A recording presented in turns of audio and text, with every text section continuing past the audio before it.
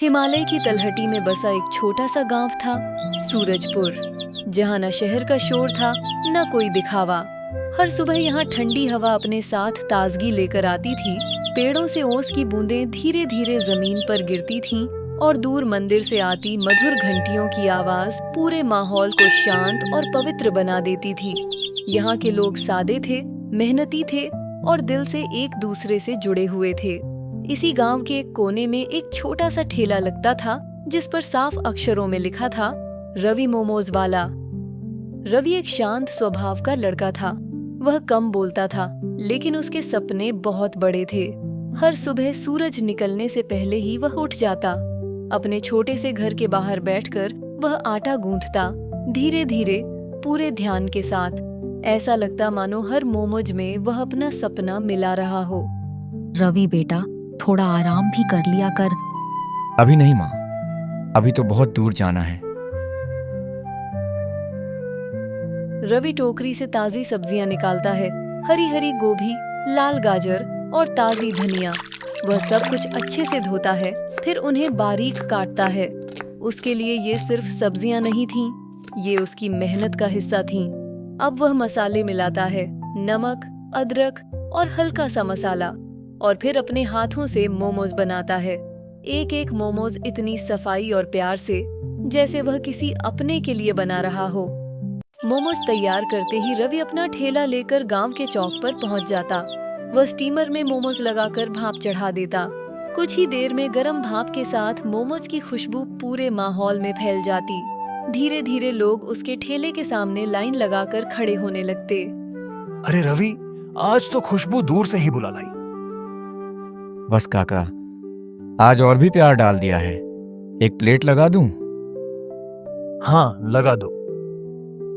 वाह, ये तो हर बार से भी ज्यादा स्वाद है। भैया मुझे भी जल्दी दो ना, बहुत अच्छी खुशबू आ रही है।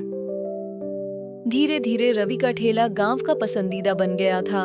उसके मोमोज का स्वाद ही नहीं, उसकी मेहनत भी लोगों के दिल जीत रही थी। लेकिन हर अच्छी चीज पर किसी की नजर जरूर लगती है। दूर खड़ा राकेश रवि के ठेले पर लगी भीड़ को ध्यान से देख रहा था। रवि के लिए ये मेहनत थी, लेकिन राकेश के लिए ये सिर्फ कमाई का मौका था। इतनी भीड़, मतलब अच्छा पैसा। अगर मैं सस्ता बेचूं तो सब मेरे पास आ जाएंगे। क्यों भाई, क्या सोच में पड़ गए? बस अब मेरा भी धंधा शुरू होने वाला है। उसकी आंखों में साफ दिख रहा था लालच। अगले दिन सुबह रवि के ठेले के पास ही एक नया ठेला लग गया। उस पर बड़ा सा बोर्ड था, 10 रुपए में गर्मा गर्म मोमोज।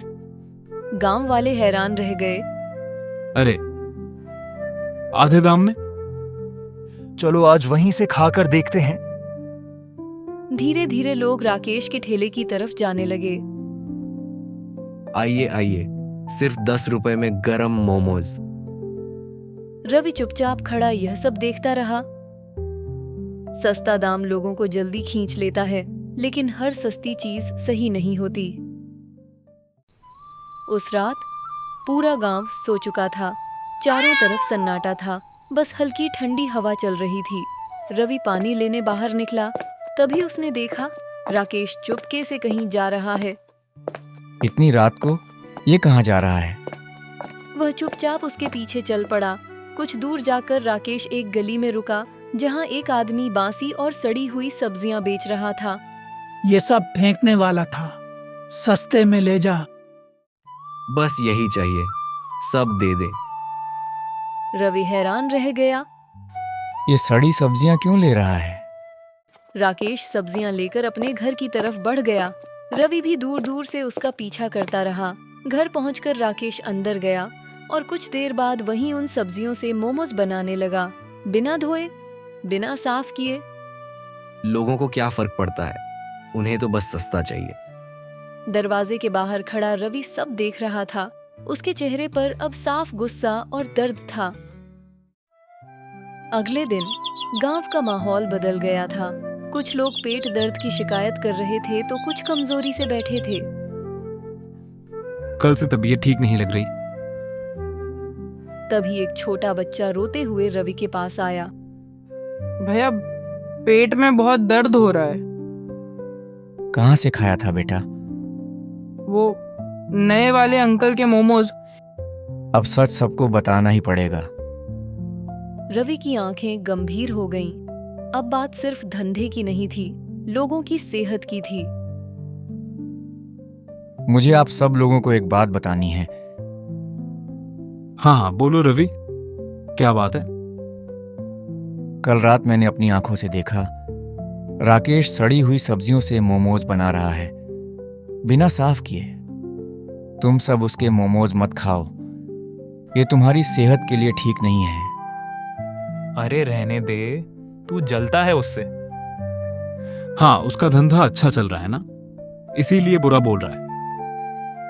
मैं झूठ नहीं बोल रहा। तो सबूत है तेरे पास? अगर यकीन नहीं है तो आज रात मेरे साथ चलो, खुद अपनी आंखों से देख लेना सच क्या है। ठीक है, आज रात चलते हैं। हाँ, अगर तू सही निकला तो सबको बताएंगे। अब फैसला रात ही करने वाली थी, सच क्या है और झूठ क्या।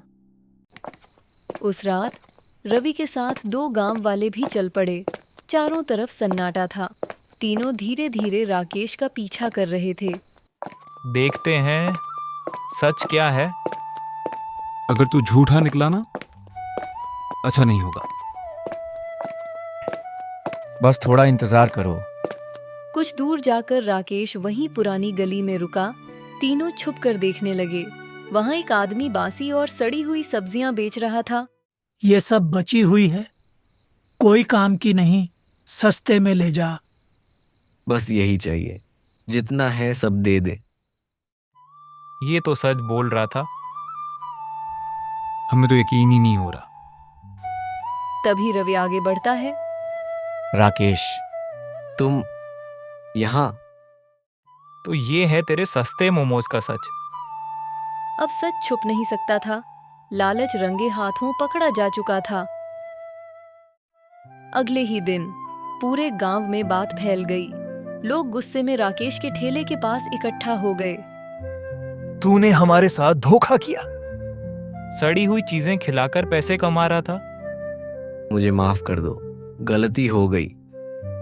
गलती नहीं, ये लालच था। कुछ ही देर में राकेश का ठेला वहां से हटा दिया गया। लालच ज्यादा देर तक टिक नहीं पाया। सच्चाई सामने आ ही गई।